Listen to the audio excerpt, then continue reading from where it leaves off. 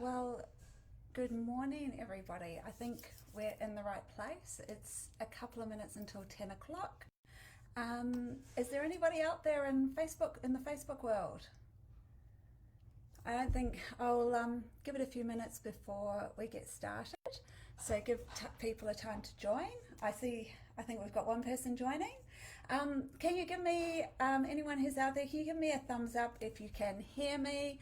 Perhaps tell me where in the world you are. So I'm down here in Melbourne. I am locked up in stage 4 lockdown. But tell me where you are and what's going on in your world.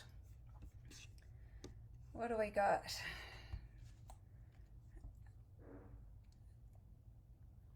Got another couple of minutes before we get going.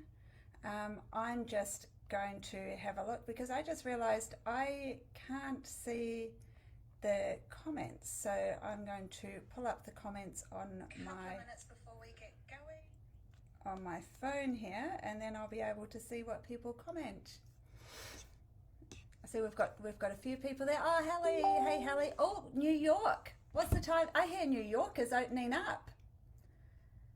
Hi Sue, thank you. Hi Glennis, where are you? Are you in Australia or are you somewhere else in the world? New Hampshire, that's in the USA as well, isn't it, Cara? Perth. Wow, we've got people from all over joining us. So how are we going? A few people. Yep, I can see we've got quite a few people joining us here now. So it is just heading up to 10 o'clock. And we're going to get going in a second. So I tell you what, if you guys have got a stomach, you are well and truly in the right place. And if you have got digestive issues, then that's even better because that's what we're going to be talking about today. So today we're going to talk about a low FODMAP diet. I'm going to cover off how to know if a low FODMAP diet is suitable for you. I'm going to talk about what FODMAPs are and where they are found. I'm going to talk about how and why FODMAPs cause digestive symptoms in people.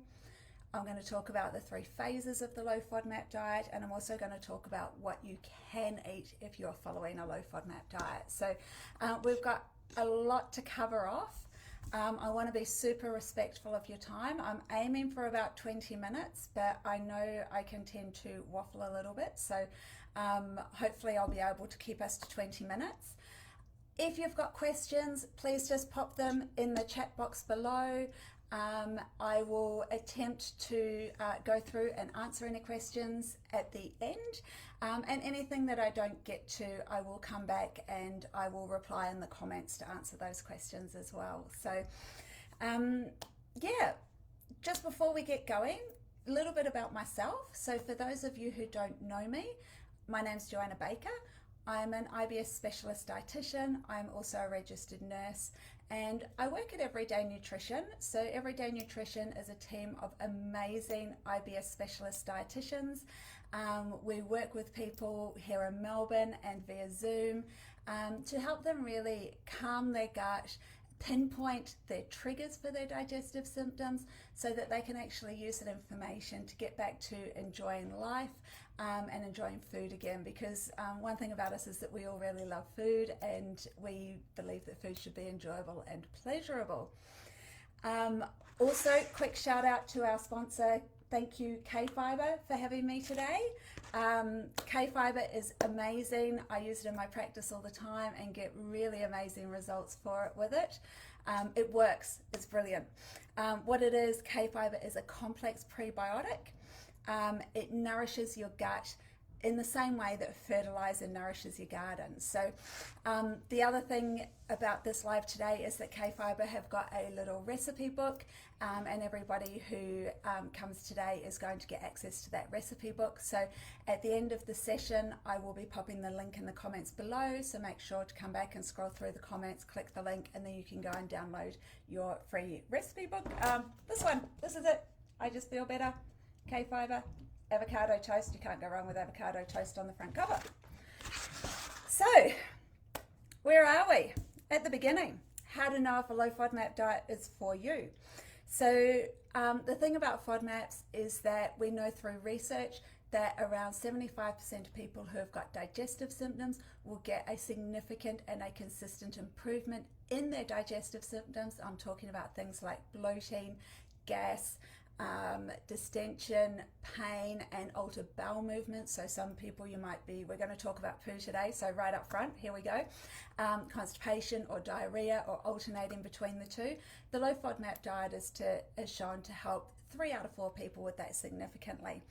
So the thing is about FODMAPs, before you get started on a FODMAP diet, so those symptoms are kind of generic. We see those in a lot of people, and we actually see those in a lot of different conditions, and some of these conditions are quite serious. So you actually, if you've got these symptoms, they've been going on for some time, so they're not just a one-off situation, you need to go along to your doctor and get them checked out, and make sure that there's nothing medical there that needs to be investigated prior to looking at dietary management. So first of all, if you've got symptoms, they're ongoing, see your doctor and have a few tests run. You do actually need to get some of those tests run prior to changing your diet. So celiac disease, for example, symptoms can be identical to irritable bowel syndrome, but the treatment is very, very different. And to test for celiac disease, you actually need to be eating wheat regularly in your diet. So make sure you do that before you get started. Other things that the FODMAP diet has been shown to help with, so there is some research into things like inflammatory bowel diseases, things like Crohn's or colitis. When those conditions are in remission and people have ongoing symptoms in between, the FODMAP diet has been shown to help significantly with those symptoms. And there's also some research into endometriosis and the pain that's associated with endometriosis that a FODMAP diet has been shown to help with as well. So those are the sorts of things, if you've got those, that the FODMAP diet is suitable for. So what are FODMAPs? FODMAPs is an acronym for 4 types of carbohydrates or sugar molecules. So the F stands for fermentable, which I'm going to talk about in a few minutes. The O is for oligosaccharides, and oligosaccharides are the carbohydrates or certain carbohydrates that are found in things like wheat and barley, rye, we see it in onion and garlic, and we also see oligosaccharides in inulin, and the legumes, so things like chickpeas and lentils and things like that have some oligosaccharides in them. So those sort of windy type foods.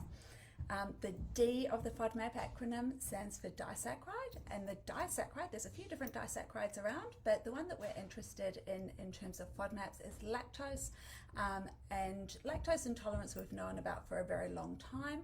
Because lactose is a type of carbohydrate that is poorly digested, it is included into the FODMAP acronym, and we see lactose in things like milk, yogurt, ice cream. This is where I also make a note that cheese and butter do not contain any carbohydrates, so they're naturally low FODMAP. So those are things that you don't need to worry about on a FODMAP diet. But milk, ice cream, cream, yogurt, those sorts of things do contain lactose. The M stands for monosaccharide, and there are 3 main monosaccharides. The one that we're interested in for FODMAPs is fructose, but fructose in particular, we're interested in fructose when it is in excess of glucose. So most foods have got a combination of different sugars in them, so we might have glucose, fructose, galactose, and different amounts in each one. And when there is more fructose and less glucose, that's when we see this excess fructose. So an example of that would be something like table sugar is 50% glucose and 50% fructose, and there is no excess fructose there, so that would be considered low FODMAP. Whereas if you look at something like honey, that might be around 40% glucose and 60% fructose, we've got about 10 to 20% excess fructose there, and it's that excess fructose that becomes a FODMAP. So obviously we see fructose in things like honey, agave, high fructose corn syrup. We also see it naturally in a lot of fruits and fruit juices, things like apples and pears and mangoes, asparagus, sugar snap peas. They all have excess fructose in them. A is the easiest FODMAP to remember, that is and. Finally, we have the P, which stands for polyols. There are 2 types of polyols that occur naturally, so sorbitol and mannitol. Sorbitol, we see that in foods like apples and pears also have sorbitol in them. We see sorbitol in peaches. We see them in lots of stone fruits and things. mannitol, we see in mushrooms and cauliflower. There's little bits in celery and little bits in sweet potato as well. So the other thing about polyols is that polyols are a FODMAP for everybody in the population, so nobody actually digests polyols particularly well. Polyols do have a sweet flavour, and because they're not digested, they don't contain calories, so they're often used in food processing as an artificial or a sugar-free or a calorie-free sweetener. So sometimes we'll see polyols in things like low carb bars and protein bars. We'll see them in sugar-free mints and sugar-free ice creams and things like that will often be sweetened with polyols. So that's what FODMAPs are and where they're found. How do these FODMAPs cause digestive symptoms? So when we eat our food, obviously it goes in through the mouth, goes down. This is our little anatomy lesson, down the esophagus into the stomach. The stomach, I like to think of the stomach as just a giant blender. It mixes everything up into a smoothie. It releases that smoothie then into the small intestine. The small intestine is the really exciting part. That's where all our vitamins and minerals and carbs and proteins and nutrients and things that our body needs to be healthy, they all get absorbed into the body from the small intestine. Once they're in the body, they can be used in any way the body sees fit. What's left over that does not get absorbed, that's the fiber and the FODMAPs. So FODMAPs do not get absorbed at that point. They continue through the small intestine, they go into the large intestine, and they actually then leave the body when you have a bowel movement. So they literally go in one end, pass through, and come out the other end.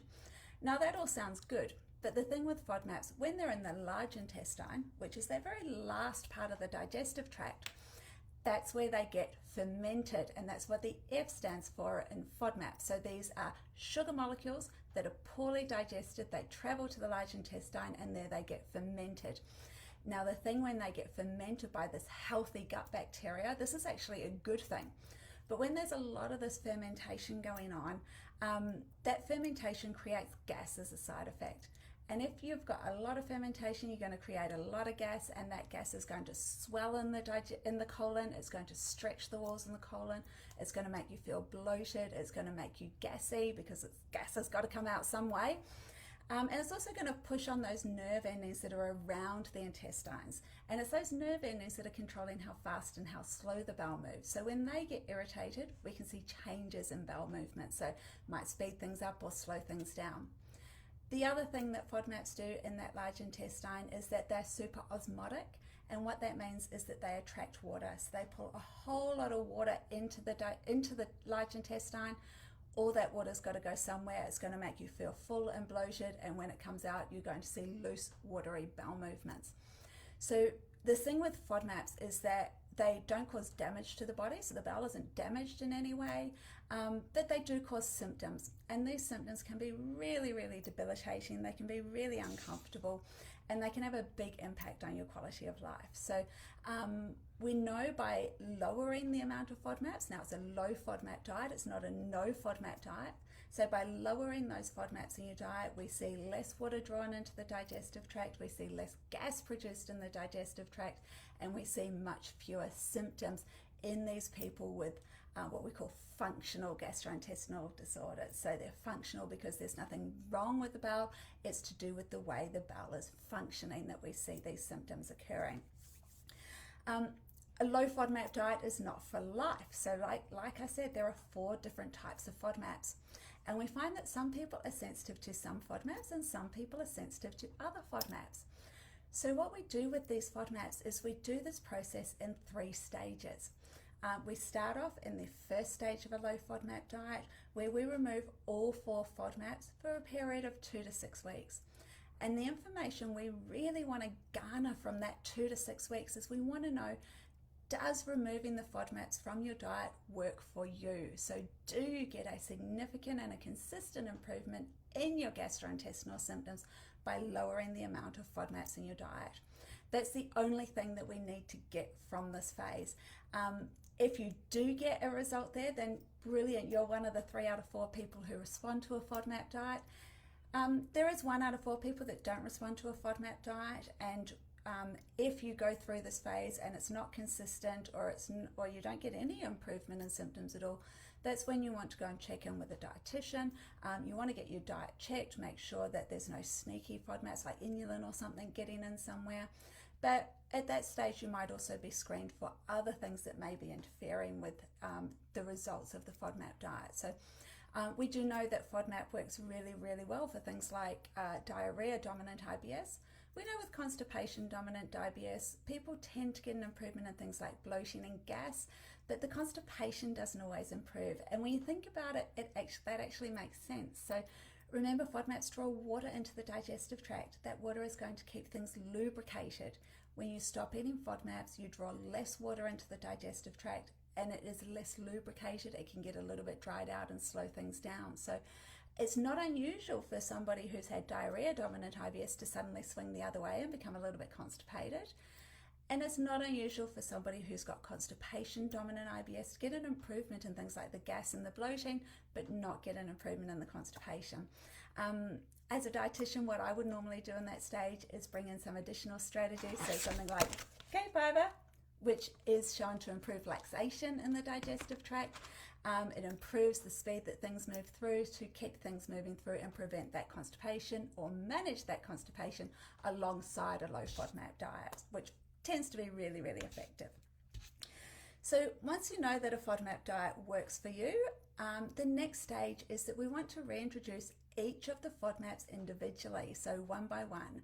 And what we work out from there is each individual FODMAP for you, which ones you've got a threshold for, which ones you have to be a little bit careful with, and which ones you tolerate really, really well. So obviously in the long term, if you tolerate one of the FODMAPs really well, because remember we're focused on symptoms here because FODMAPs don't damage the body. So if you tolerate something really well, there's no point, it would be unnecessary for you to restrict that in the long term. And this is what that challenge phase tells us. Tells us what you can eat without any problems. It tells us if there's something you've got a threshold for that you want to be a little bit careful for, which then leads us to the third phase of the low FODMAP diet, where we reintroduce everything that you've tolerated well, and we reintroduce the things that you've got a threshold for just up to your threshold. So our goal for that third phase of the FODMAP diet is to get you maximum variety with minimum symptoms. So we want you in control of your gut instead of your gut in control of you, is the way I like to see it. So food isn't just about nutrition. Food is about pleasure. It's about enjoyment. It's about social connection. There's religious things with food. There's parties and those sorts of things. And being on a restricted diet limits or interferes with those things, and those things are really important to quality of life as well. So we really want you to get that maximum variety, minimal limitation, but at the same time we really want to control those or manage those symptoms so that those symptoms are not interfering with your life as well. So here we are, I've got my little run sheet. I'm doing really well for time. So I'm going to flick over the page. And we're going to talk a little bit about what you can eat on a low FODMAP diet, because that's always the question. You've been to the doctor, you know there's nothing structurally or physically or medically wrong. It's a functional thing. It's to do with what you're eating. So you've seen the dietitian. Dietitian says you need to go on a low FODMAP diet. Now what do I eat? That's what we're up to now. So the very, very, very first thing you want to do if you have been told by your doctor or dietitian to do a low FODMAP diet is that you want to jump into your app store and you want to download the Monash FODMAP app. So the Monash University are the ones who developed the low FODMAP diet. They do all the testing in terms of FODMAP. So they've got a little lab at the university where they bring all the foods in, they test them, they tell us what has FODMAPs in it, what doesn't have FODMAPs in it, how much FODMAPs are in something. So that Monash app, that's really your gold standard. That's your Bible to tell you what food is high FODMAP, what food is low FODMAP, and what food has got a low FODMAP serve, which I'll talk about in a second. Once you've got that app, there are literally thousands of foods in there. You can scroll through. It's a traffic light system. We have 6 green traffic lights for low FODMAP. We have a yellow traffic light will come in if something is moderate FODMAP, and a red traffic light comes in if something is high FODMAP. So on the low FODMAP elimination phase, now actually what I might do is just get my little app here and show you guys what I'm talking about. So I'll open my food guide. open up the vegetable section. As you can see, here's my vegetable section. There are literally thousands and thousands of foods in there. And what we might do is we might click through and have a look at eggplant as a really nice example. So this is the eggplant. You can see up the top here, at a 75 gram serve, we have 6 green traffic lights. Now, remember I said there were 4 types of FODMAPs, but this app has got 6 traffic lights. So what we've done here is the fructans and the GOS, which are over here, those are the oligosaccharides that are split into 2. And remember I said there are 2 types of polyols. There is sorbitol, and over this side there is mannitol, so those are split into 2 as well. And that's why we get 6 traffic lights. So we can see here at a 75 gram serve that the eggplant has got 6 green traffic lights, so that is low FODMAP. When we scroll down the page, we see if we go to a larger serve, up to 182 grams, we get a yellow traffic light coming in for sorbitol. So that tells us that at 185 grams, the eggplant is moderate FODMAP for sorbitol. And if you go down further to an even larger serve, you see that yellow traffic light becomes a red traffic light, so that becomes high FODMAP for sorbitol. This is a really nice example of with FODMAPs. Remember, it's a low FODMAP diet, and there are a lot of foods where it is all about portion size. There are foods that are low FODMAP at 1 portion size and become high FODMAP at a higher portion size. And that part is really, really important. Now, with FODMAP, so you've got your FODMAP app. The next thing is to remind yourself that it's not a game of perfect. You want to be lowering your FODMAP load. You want to find out if it works. But if you do a 4-week elimination phase and you accidentally eat something high FODMAP at one point during that elimination phase, that's not going to stop you from knowing whether a FODMAP diet works for you or not. So number 1, download your Monash app. Number 2, remind yourself this is not a game of perfect. And certainly as a dietitian, what I see in my practice is by the time people remove onions and garlic and wheat and apples, they actually get quite a good improvement in their symptoms. And we don't see the point where people actually have to start counting out their blueberries or weighing their eggplants and making sure that they are at 181 grams of eggplant and not 182 grams of eggplant. That's generally, people don't need to be that strict with FODMAPs.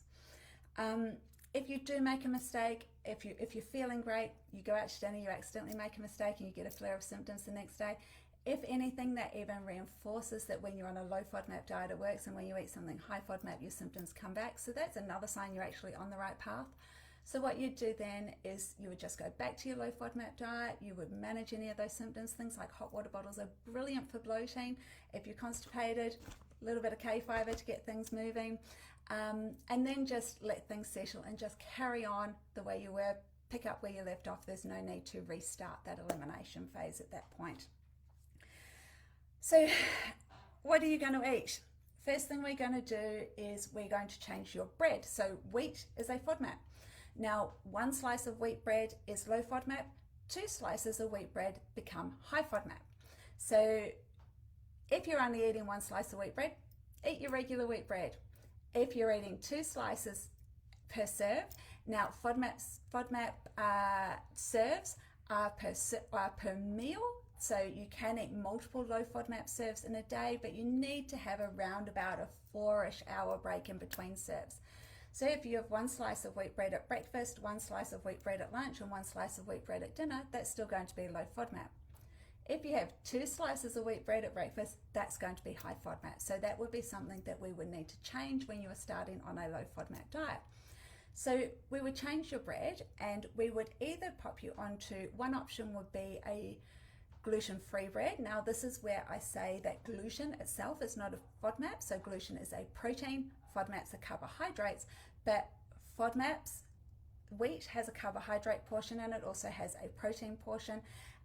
There's 2 different molecules that are often in the same product. So by choosing a gluten-free bread, you remove wheat from the occasion, then it makes it more likely to be low FODMAP. Because gluten-free doesn't remove the FODMAPs, you do actually need to check low FODMAP breads for other molecules that may be high FODMAP, so that might be things like inulin. Sometimes we see honey in gluten-free breads. Obviously garlic is gluten-free, so you can buy gluten-free garlic bread, but that garlic is going to make it high FODMAP. So starting off, a gluten-free bread that doesn't contain any high FODMAP ingredients, or you can change your bread over to a wheat or a spelt sourdough. The cool thing about sourdough breads is FODMAPs are actually changed with food processing. And during the sourdough making process, the live bacteria in the sourdough actually consume the FODMAPs in wheat, so they lower the FODMAP content of wheat. And we see 2 slices of wheat sourdough or spelt sourdough bread are low FODMAP. We're also going to change any of the cereals that you might be eating. So if you're eating things like couscous, that is a wheat base, we want to change that over to something like rice or quinoa. If you're eating something like barley, or if you've got a wheat-based breakfast cereal, you want to change it over to a low FODMAP option, which oats are low FODMAP, traditional rolled oats are low FODMAP at 1 cup. So you would change over to an oat-based cereal instead, and of course make sure that there isn't any honey or things like dried fruit that contain FODMAPs in that cereal. So once we've changed your bread and your grains, the next thing we want to do is change your milk. So milk contains lactose, which makes it high FODMAP.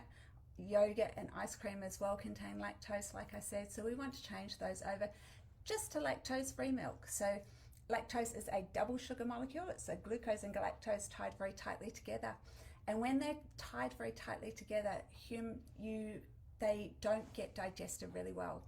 A lot of humans make an enzyme called lactase that lives in the intestines. The lactase separates out those molecules and makes them easier to digest and absorb. If you're someone that has low levels of lactase, that means it's difficult for you to separate those lactose molecules. And what we can do is manufacturers add a lactase enzyme into milk that separates those molecules for you before you drink it, making it low FODMAP and making it lactose free. You can also purchase lactase tablets from most pharmacies, so you can even carry those tablets in your handbag. And if you're out for a coffee with friends and they don't have any lactose-free milk, you just take one of your lactase tablets with your coffee, and that will break down those sugar molecules for you.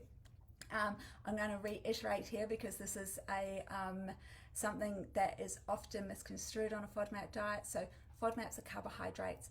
Cheese and butter do not contain carbohydrates, so they do not contain lactose and are naturally low FODMAP, so you do not need to change over any of your hard cheese, and you do not need to change your butter. The next thing we're going to do if you're on a low FODMAP diet is we're going to stop using onion and garlic in the cooking. We're going to start checking food labels for onion and garlic.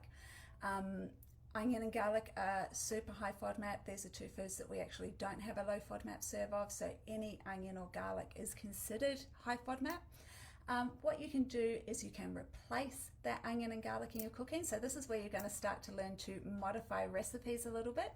And this is something that our K-Fiber cookbook is really good for. So the recipes in here are not necessarily low FODMAP, but every single recipe has got low FODMAP modifications. So this cookbook is really, really helpful for teaching you how to modify your recipes to make them low FODMAP. So we're going to take out the onion and garlic. What are we going to replace it with to get that flavor back in there? FODMAPs are carbohydrates. They are water soluble, but they are not oil soluble. So we can get onion and garlic infused olive oils, and they are low FODMAPs, and they add a great flavor and a great aroma to your food. We can also use things like chives. The green part of the spring onion and the green part of the leek are both low FODMAP, but the white part is high FODMAP, so make sure you're using the green part. That white stump that you're left with at the end, pop it in a glass of water, pop it on your windowsill, and that's going to regrow all those green leaves, and you're going to be able to reuse your spring onion or your leek. We've also got, you can also get a product by FreeFod. I've got it handy, like that one there. That is an onion or garlic replacer. It is certified low FODMAP, and it's just a powder that you would just use like onion or garlic powder.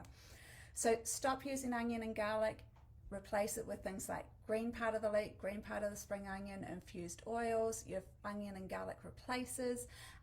Herbs and spices are all low FODMAP, so use those. Vinegars have low FODMAP serves, so those are a great way to get flavour in. And we've also got a few specialty meal bases and things like that. So FODMAP For You are another brand that do meal bases and sauces that don't contain onion or garlic either. Learn how to modify your recipes. That cookbook is a great start. Your dietitian is also a great resource for learning how to modify recipes. And also Facebook groups. So I myself run a Facebook group called Low FODMAP Australia, and one of the purposes of that group is so that people can take photos of labels of their foods, and we can go through the labels and learn about label reading and work out if something is high or low FODMAP, but also for modifying recipes as well. So that's a good place to be.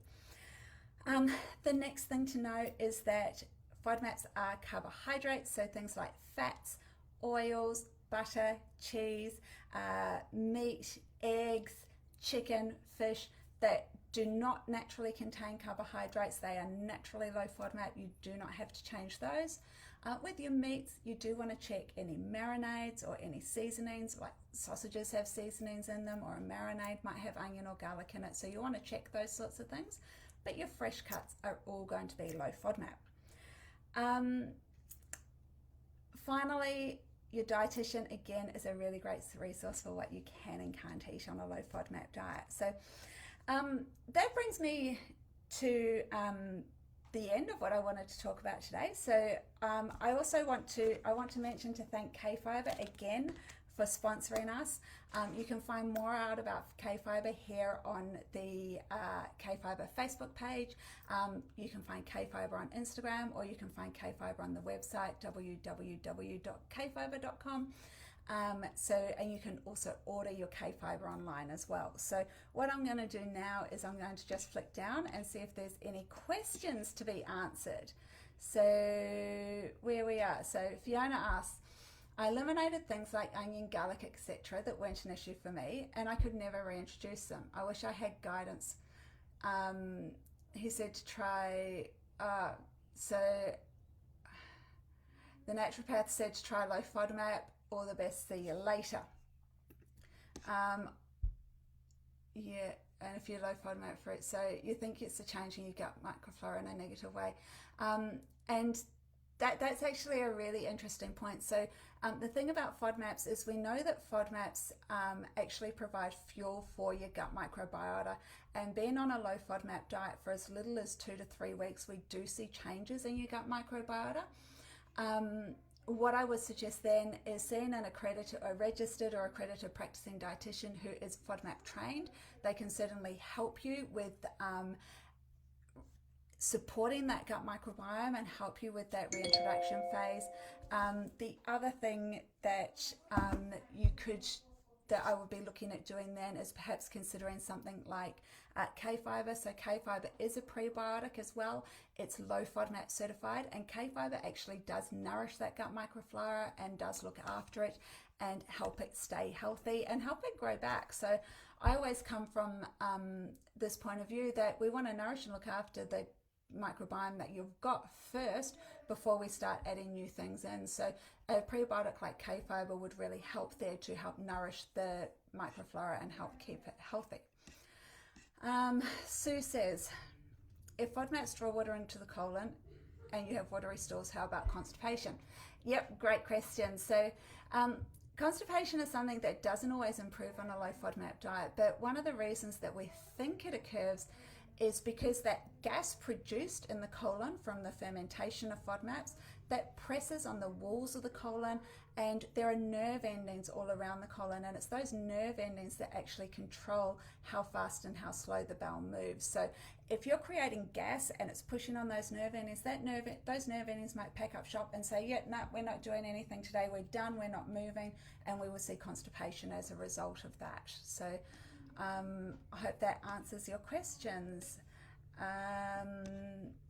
Mary says, if possible, could you post the live session on Facebook? Yes, so the session will be on Facebook. It will also be in a few other groups. So Low FODMAP Recipes and Support that I assist with adminning, and also Low FODMAP Australia. And then there's a few other groups that are going to, that this video will be posted in as well, and it will stay live on the K-Fiber page. So you can re-watch it and watch it again. if too much water is drawn into the intestines and affects the nerves, wouldn't it cause damage long term? No, it doesn't. It doesn't damage the nerves.